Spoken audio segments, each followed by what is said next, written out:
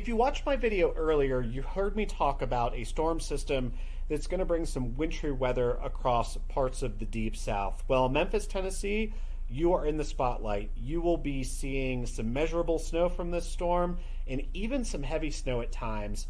So let's dig into the details. Cold air is definitely in place right now. Memphis is sitting in the mid 20s, headed for the lower 20s by tomorrow morning. But the snow is not really expected to start until later tomorrow evening. So looking at our precipitation graphic here, we show snow beginning anywhere between 10 p.m. and midnight, with the heaviest snow expected to be in the early morning hours on Friday before tapering off later in the afternoon. Now, there's a lot of moving parts and pieces with this, as there is with any southern snowstorm. Memphis, you will be in the snow for a majority, if not the entire time. So our forecast model right now is projecting about 6 inches of snow to fall in the Memphis area. But there's a difference between that and how much snow is expected to accumulate on the road surface, which is a little bit more important to the public works departments and how they manage those snow removal operations.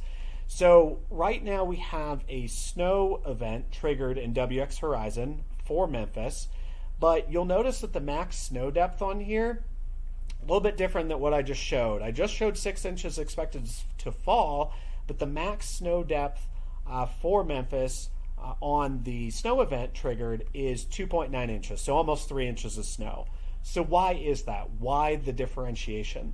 Well, road temperature has a lot to do with it. And if you look at the surface temperatures at this time during the max impact, road temperatures are just slightly below or right at freezing, or even slightly above freezing for the expectation. If I click into one of these locations, we can get some more details of what is going on here. So this will show us the precipitation intensity. So snowfall intensity of almost an inch an hour at peak, which is heavy. But this location is only expected to have about 1.5 inches of snow on the road. So why is that? Well, if we come over here and we look at the road temperatures, when the precipitation starts, you'll notice that road temperatures are in the lower 40s. So that's the surface temperature, that 40.9 degrees. So it's going to take a decent amount of time for those road temperatures to cool down after they've heated during the day with maybe some sun around the area, for those to cool down to the point where snow can start accumulating on the road surface. And according to our model in WX Horizon, this doesn't actually happen until the early morning hours on Friday. So this is about 4:30 a.m. when the surface temperature drops to 32 degrees, and that's when we start to see that snow accumulating on the surface. The other thing I want to point out here too is the base temperature, which is this brown line, which is the subsurface temperature below the roadway. So we have base temperatures at roughly 46 degrees, so in the mid 40s.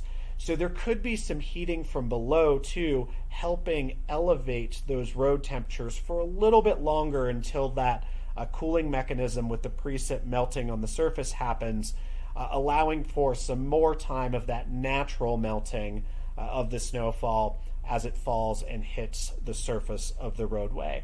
So this will help with any treatment that's put down, obviously, with these marginal road temps, and help with natural melting as well. Now, that's not going to completely alleviate the problem.